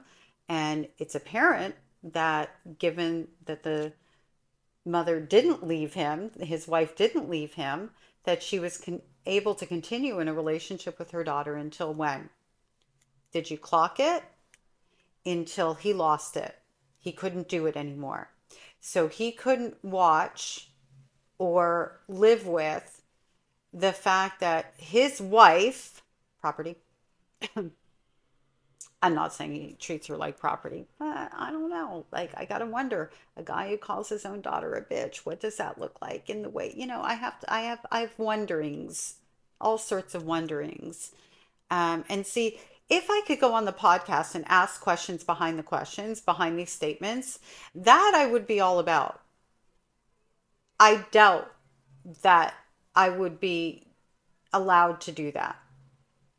And so, there's that aspect. So again, I'm leaning back on the no. I wish that I could do that because those are the important conversations. It's not these overarching statements, it's what's underneath them. The iceberg, what's underneath? What's going on? You snap one day, great, you weren't throwing things, but you have an emotional whatever, entitled to your feelings and all the things, no problem. We're all entitled to feel what we feel and express what we express, blah, blah, blah. I mean, with boundaries, right? Boundaries are important. He snaps one day, and the next thing you know, his wife, the mother of his daughter, chooses to walk away and is also not going to have a relationship with the grandchildren or grandchild either. And he sees that as loyalty, I think, and you're good with that. So you rather have the loyalty of your wife standing by your side than have the knowledge that your wife is able to enjoy a relationship with both her husband and her daughter. And don't forget, they lost a son, and that the daughter is able to have her mom. You rather her stand in solidarity. Why? Why wouldn't you support this poor woman who also lost a son being able to enjoy both relationships and not do anything to impact that and just be a grown up and handle your own fucking emotional fallout from that? Go to therapy. That is so selfish. No, self-centered. I like selfish. Selfish is healthy. That is so self-centered. That's, I would love, please give me your comments on that. I want to see what the comments section, what our community thinks about this. When my eldest wasn't talking to me, I was so grateful that she was speaking to her dad and his wife, who still was his wife then, still is now, her stepmother. And yeah, okay, he and I weren't together. If we had been, I still would have felt the same way because I wouldn't want to think of my children walking around the world parentless because they didn't want to be with me. It really is all about his emotions. There doesn't seem to be much space for his daughter's emotions. Well, that says a lot to why they're estranged. That's heartbreaking. Like, and I know somebody's going to say, well, the mother chose to do that. Yeah, she did. I acknowledge that. She did. She chose to walk away from her daughter. So, she does have free will. However, the flip side of that is, what is it like living with this person? What does it look like? How much pressure? Um, I mean, we all have breaking points, right? Um, what a tragically sad situation. That's heartbreaking. So my wife now doesn't get to see her, doesn't get to see our grandbabies, none of that. I And it, can't imagine the grief she's going through right now. yeah, we just talked about it this morning. It fucking sucks. It's so Um, unfair to her. and the thing is, and it just builds my resentment too, because it's like, Absolutely. how It's so unfair to her. The daughter did not make that decision. Did Chris not clock what he said? Am I getting it wrong? Now I feel like I'm being gaslit. In the beginning of their estrangement, the daughter gave an ultimatum. The wife did not agree with the ultimatum. The mom's like, no, I'm standing with my husband. And continued a month ago, the mother ended the relationship, not the daughter. Did I not hear that right? I am not erasing this. If I got it wrong, I'll pin a comment. I don't think I got that wrong. I feel crazy. Like I almost want to go back and yep, I'm going to read the transcript. I'll be right back. I got it right. I got it right. I read the transcript. So I have it right. and it just builds my resentment too, because it's like, Absolutely. how fucking dare you do that to your mom? I can take this shit. I'm built that way. I can take it. Granted, it took me over a year, a little over a year to get to that point. But now she's subjecting my wife to it, and I fucking hate her for it. I love her with all of my heart, but I fucking hate her for what she's doing. Yeah. Yeah. It's not, it absolutely is not fair when, forget everybody, most people are deserving and worthy of forgiveness. Whatever I did, which, you've heard me say before, I could ballpark what I did, I mean, there's a little list of things that it might be. But even those things, it's like, Are we going to share the list? holy shit. All of this because you're unwilling to forgive, you little twat, Has she ever told your wife why? I'm told no. I didn't. I don't. And I believe your wife. I think that she. Yeah, of course. I believe my wife. She wouldn't lie. Yeah, there's no reason. She has no But skin in the game to do that. yeah, so I'm just like stunned.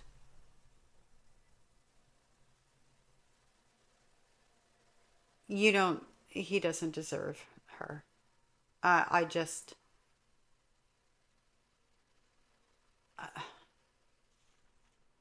how do you refer to your own daughter, a young woman, with that word that way and not see what that exposes about you. This is just who I am. I'm blah, blah, blah. Like, can you imagine trying to have a reasonable conversation with a person who would come back at you like this? See, I'm back in the know. I don't think I left it.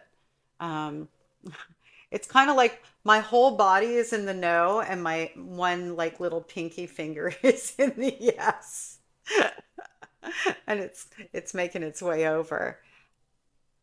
Oh God. Oh my gosh. Huh. That's what life looks like in our house now. Well, I'm hoping that Does that answer your maybe question, Leslie? that's the push, unfortunately. Wow, I just caught the expression on his face. I'd love to be able to see his eyes. I wonder why he's wearing sunglasses. Um, which gives me the ick, by the way.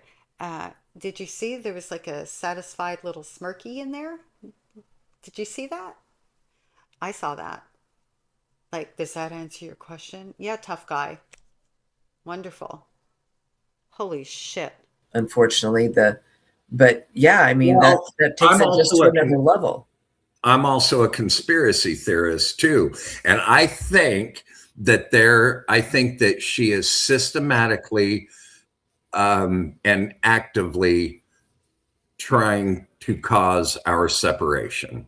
I think she's been trying to do that for 2 years. I think that her and her brother think that their mother is fucking stupid and is not capable of making her own decisions or knowing what's best for herself. So I think that my daughter and her fucking brother and her fucking sister-in-law have decided that they know what's best, and it's a systematic ploy to get us to divorce, when what the little fuckers don't. Why?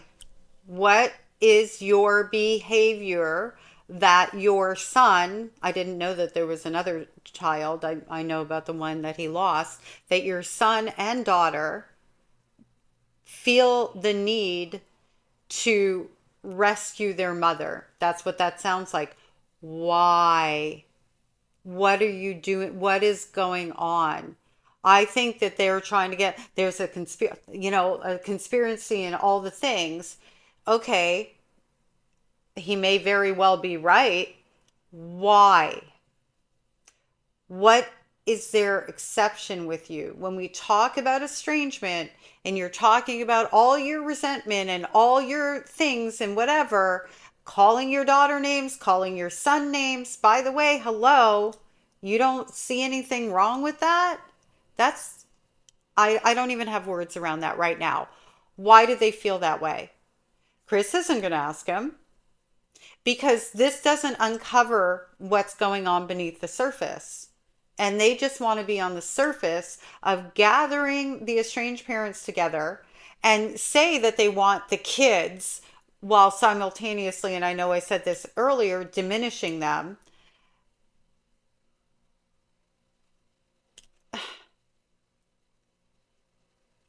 I am speechless.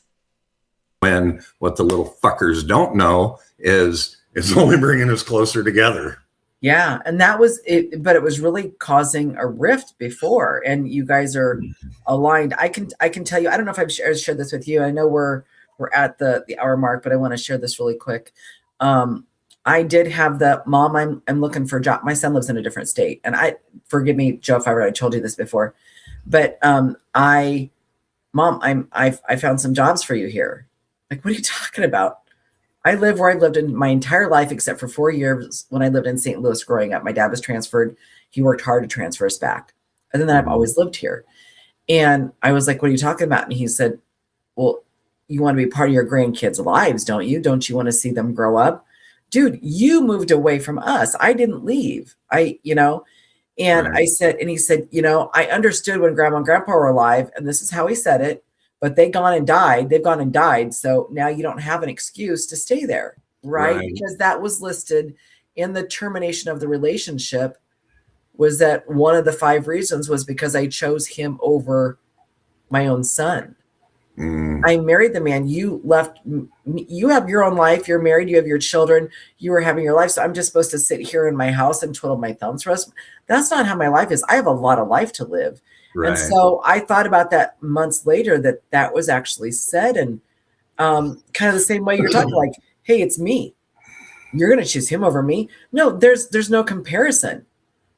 I'm not trying to be gross or anything, but it's not like I'm kissing you and hugging on you and being intimate with you. You're my child. I have a completely different love for this man, Hmm. and he's my partner in everything. He supports me in every single thing I do. She's just going to go into starting the podcast and how he supports and whatever. I'd love to know, I'd love to see the list. I don't know if you guys have seen the video where she's like, my son sent me a text and blah, blah, blah. And out of protection for him, I'm not going to expose it because it's like awful, whatever. Like, so she basically like smear campaigned him in a backhanded way. Like, I'm going to protect his reputation while I'm throwing him under the bus at the same time. It's in the estranged parents tab. Um, I really do wonder what that's about, if that occurred that way, what that looks like. I don't have a reason to disbelieve her. I'm wondering what else is in the landscape. And certainly, if I'm not married, I'm actually in the dating world, but if I had a person and like one of my kids was like, I want you to move here and leave your spouse behind, I would be like, what? You know, I just don't see a world where somebody would do that. I'm not saying it doesn't happen. It just seems like there's a piece. I feel like there's a missing piece. Do you feel that way? Have you had experience with that? Because it's a different statement when I hear you chose a man over me. What's the history there? What's going on, you know? Um, and I just feel like there's much more to that story than the story being told. I could be wrong. It just seems a little bit, I don't know, odd. Gosh, I would love to be able to interview their offspring. And it's just a matter of time before it comes to a head, one way or the other. I mean, something. It's stretched really tight right now. Yeah. The rubber band is stretched really tight. It's just a matter of time before it comes to a head, I think. All of the podcasts are there, you guys. If you want to listen to it on Spotify, Apple, grab them, listen to it, give us comments. If you're going to be nasty and vile, I'll see it. I'll use my imposable thumb. I might comment back. It just depends on Hey, the mood. if you want to be nasty and vile, don't be a bitch and leave a comment. Fill out the fucking application and come on our podcast and let's have a conversation. We're in I love that. lunatic. Joe, I love it enough. Say it again. How did I say that? Yeah, if you want to leave a nasty comment, fill out the fucking application and come on our podcast. We'd love to have a conversation with you, you spineless bitch. There are, speaking of which, really quick, there are people that do like to mock our videos. Mm-hmm. I don't know if they've mocked this new podcast. I don't really know, because we know I don't watch the videos. But if you are and you want to have a true conversation, there's one I can think of. I did actually call her out once, so I'll just say it, Marnie. Come on the podcast. We've actually already reached out to you. Yeah. True story. True story. We are active. Well, that makes me want to lean right in. Was he calling me a spineless bitch? I mean, the fact that you think what I'm doing is mocking your videos. Sure, I've got the fuck cup and the talk to the mug and whatever. There is a snarky, sparky, I'm having a go at it element to what I do. I will own that. That's not what I'm doing though, and you fucking know it. You know, I'm breaking down the things that you are saying that are off, that aren't okay, that shed a light on why estranged parents who are looking for support and help shouldn't be following estranged parent content creators who smear campaign their adult offspring online, for example, not creating an echo chamber. I'm not defending myself. I'm just, for anyone who's new here, um, I think I was just called a spineless bitch. That's that. Does that match the "we would be honored to have you" letter email? Did I miss something? I mean, it sounds like that's where they were going, right? And she's called me out. Where? Where has she called me out? I'm good with that. I'll even respond to it. Did she call me out along with all the bullying and harassment that was going on? That could be. I might have to go and look and see. Um, because as those of you who've seen my most recent video, I am concentrating on doing more in-depth meteor, not meteor like the sky, meteor content, which means that I'm going to be posting less. However, I'm going to be going into deeper dives, which means that I will be doing more series kind of stuff rather than one of, because that's just kind of how it's evolving. And because also I want to look at and talk about the evolution of the way that each of these estranged parent content creators, the way that goes, because we already see the patterns of behavior and the similarities in language and things like that. Now I want to see if it starts in a certain way and evolves the same way. I think that it'll just kind of complete the picture of the things that we're looking at. But oh, that's I have this on freeze. I'm going to put it here. I hope I can find that same image. Like there's this again, I already called her out. And what does that even mean? So you're trying to get me to come on the podcast, and this is what you think is going to make me feel comfortable. Well, obviously, you don't care about other people's feelings. That's a given, or the comfort of the people who come on your podcast. The other estranged parents that interact with you, of course, they're going to feel comfortable because when you say things like you want to come on here and call your daughter-in-law and effing whatever, I don't remember what he said, and bitch about her, you're creating comfort for people to bully and harass other people online. This is not about healing. It may be about grief. This is not about healing. This is not what healing looks like. It just isn't. Holy smokes. True story. True story. We are actively reaching out to individuals. I would love to talk to estranged children. If you think that your story needs to be told, that your story has been altered, two truths are available. Do it. Yeah. Absolutely. Come All on. right, Joe. Okay, well, I went through to the end. I just kind of looked at the transcript to see if we were going to miss anything. So things I cut out were about the promotion of the show and talking about her relationship with like her parents, where she's painting herself. I was a daddy's girl, and the things where they use certain things to be relatable and likable at the same time. But like that's what I took out. And you guys can go and watch it if you choose to. And then they're talking about what their plans are for the day and pickleball and this, that, and the other. So that's the kind of stuff I took out. Um, so what do you think? I think I would have to have my head examined to say yes to their offer. I really like now that I've made commentary, it is a hell no for me because there's nothing that can come of it in my mind. And if I'm wrong, tell me, let's talk about it. That this would be that the benefit would outweigh the lack of benefit. I can see a world where this man comes at me. And I also just have a real problem with being affiliated with someone in any way, shape, or form that speaks about his daughter that way. uses words like that in reference to anybody. Like, I just have a huge fucking problem with it, the way that he speaks it, and his son at that point too. And also, so you're talking about the estrangement from your daughter. I'm wondering, where's your relationship with your son who's conspiring with her against you? What's going on there? Are we estranged from more than one child, adult offspring? The child is buzzing in my ear because of them.